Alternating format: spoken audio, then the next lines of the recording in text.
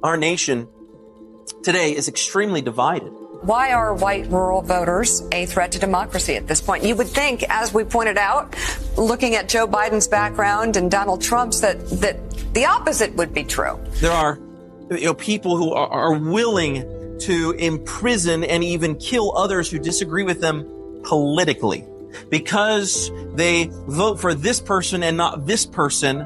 There are people out there, if you ever see any videos on TikTok or other places, you'll see people out there who are literally willing to imprison us, antiquated white Christians. Usually it's white Christian males. I'm the trifecta of the person who is hated by the new woke America, because I am a white Christian male out in rural America. Which is the devil, incarnate pretty much according to them.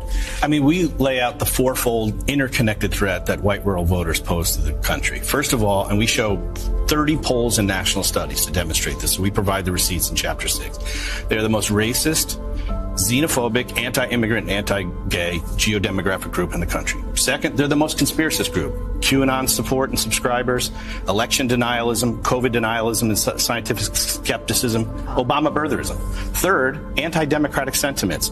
They don't believe in an independent press, free speech. They're most likely to say the president should be able to act unilaterally without any checks from Congress or the courts or the bureaucracy. They're also the most strongly white nationalist and white Christian nationalists. And fourth, they are most likely to excuse or justify violence as an acceptable alternative to peaceful.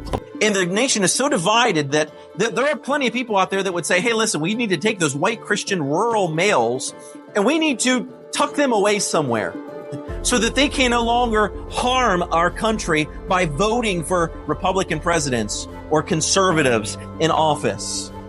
I would never say something like that about them.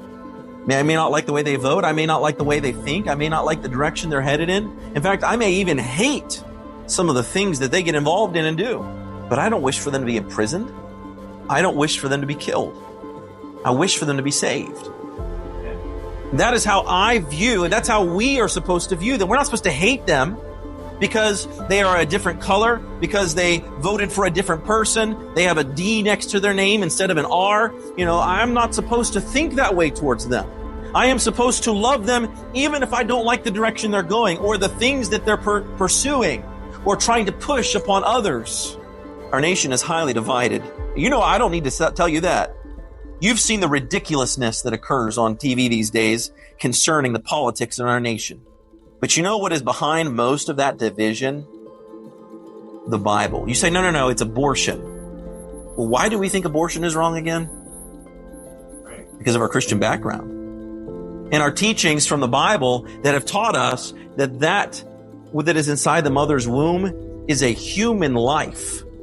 It is a person. From the moment of conception, it is a person that God skillfully and wonderfully created and is continuing to mold and make inside that mother's womb. Why don't we want, gambling in Virginia? Why are we against that? Biblical principles, that's why. Why is our nation divided? It is divided because of the Bible. Now, many of those on the Republican side of the aisle may not recognize the Bible's hand in those things, but it nevertheless is true. Our morals in America do not come from some evolutionary mindset or evolvement.